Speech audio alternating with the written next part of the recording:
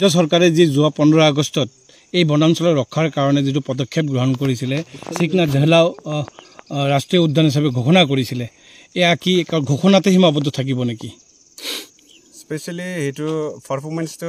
কৰিব লাগে গভৰ্নমেন্টে যে অফিশিয়াল প্ৰসেস আছে অনলি নোটিফিকেশন বাকি আছে এটো কৰি দিবাৰ লাগে তাৰ পিছতে ওয়াইল্ড লাইফ ন্যাশনাল পাৰ্ক যে ঘোষণা কৰিছে এটো এনাউন্স কৰা হৈছে এটো নট অনলি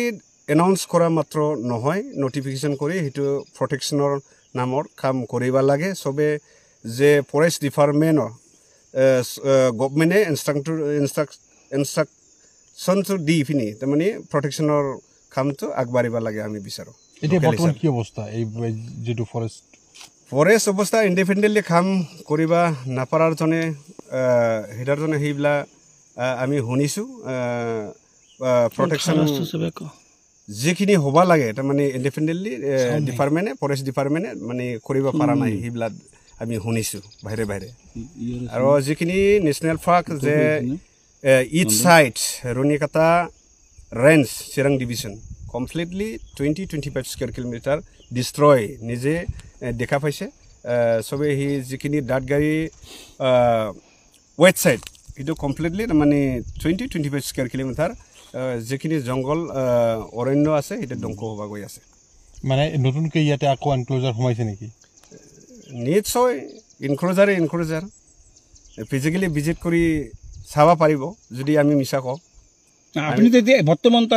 এই মইতো লাইভতে আছে এটা মানে যিখিনি বিশ্বাস নকৰা লিডাৰশিপ বিলাও আছে না যিখিনি ইন্টেলেকচুয়াল আছে যিখিনি আমাৰ যে প্ৰটেকশনটো কৰিব লাগে এটা মানে কমপ্লিটলি হিটো প্ৰটেকশনটো কৰিব লাগে সবে ধলে বলে যদি আহিবা লাগে এইটো প্ৰটেকশন হ'ব বুলি আমি বিচাৰো সদ্যহতে যিখিনি মানে গছ কটা হৈছে কিমান দিন আগৰ পৰা এইটো চলি আছে